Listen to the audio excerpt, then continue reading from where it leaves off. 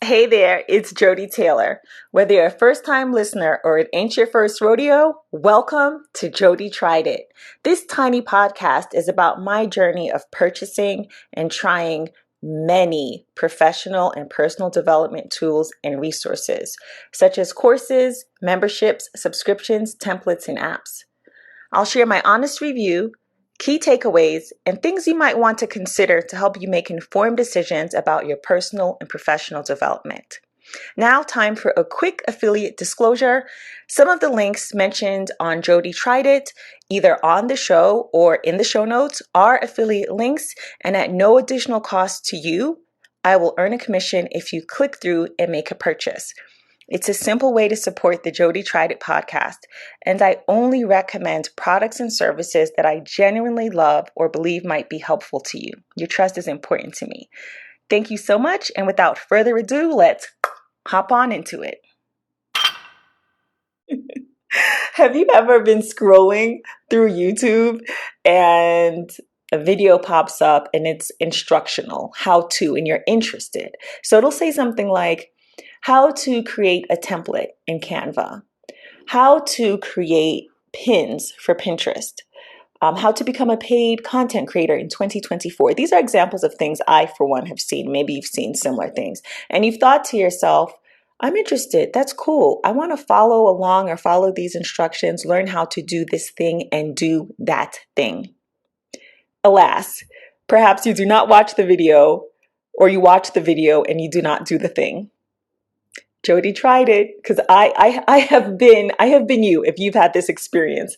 I have quite a few playlists on YouTube where I've saved videos that I just described, similar videos. And then I never go back and watch them. I never do anything with them. They are in my watch later or a dedicated playlist. I just went through and looked at my playlist. I have a Canva playlist. I have a TikTok playlist, digital marketing, content creators. It's a lot. But going through that, I also see potential future podcast episodes. Well, Jody tried it. So in my Canva playlist, there's this video from Doing Digital with Megan. It is from 2 years ago, but so what? It popped up in my feed and I was interested and I saved it. The title is How to Create a Savings Challenge Printable in Canva, Etsy Digital Download Ideas. So I have a list of things to do today. And I didn't necessarily feel like doing them, including a course. It's not a long course. It's 4 hours. You might consider it a mini course. But I wanted to do something, but I didn't want to dedicate 4 hours or a couple of hours to watching a course. And I was like, what else can I do? And I remembered my YouTube playlist and I remembered this Canva video, even though I didn't remember exactly what it was about. So, how to create a savings challenge principle in Canva. I was like, I'm going to do this right now. So I took out my laptop. Well, my laptop was already out. So I opened my laptop and I started watching the video and I was like, bet, let's do this. So I opened my iPad and I played Megan's video on my iPad and I literally followed along. I opened Canva, followed what she was doing, and I paused in places. Now, her video is about 15 minutes, with the bulk of that being the tutorial, which I followed along with. It took me probably an hour because I started to go in a different direction with a different type of savings tracker. And then I changed my mind and I started using other graphics, but I'm pleased with it. I'm going to put the link in the show notes. I've already downloaded it to Jumpshare. If you're interested, it's free. Take a look if you're interested.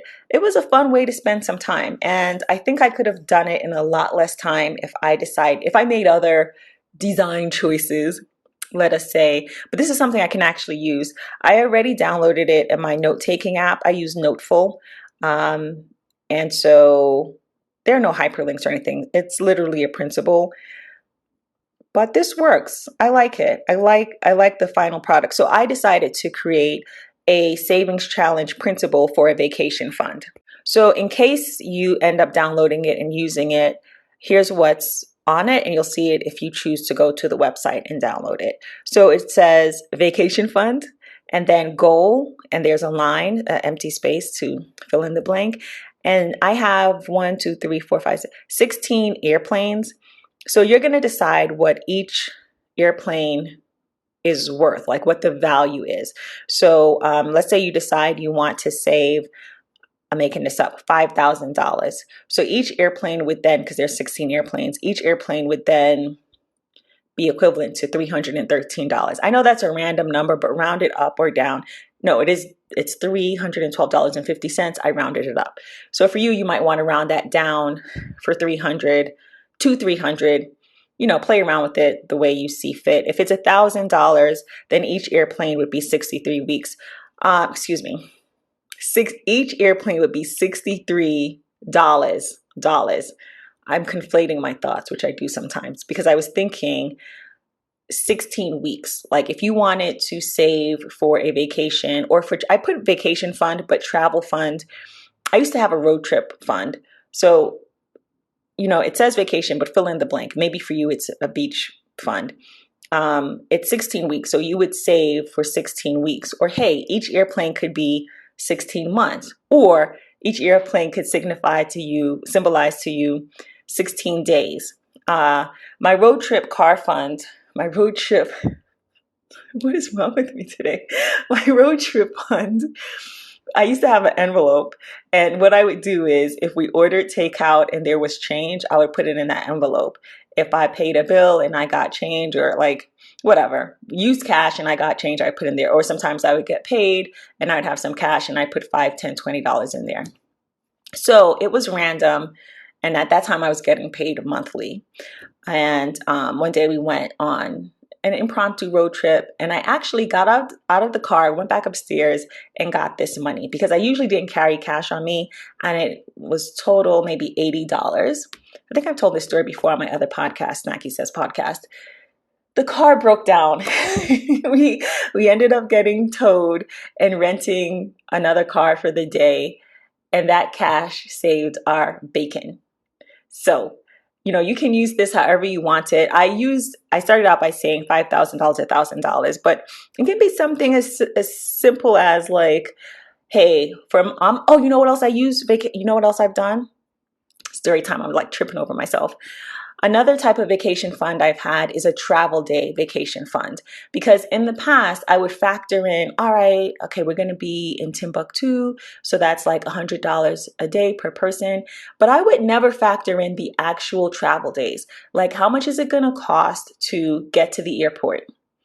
If we're driving, how much is it going to cost to leave the car in the airport? How much is it going to cost to eat food in the airport?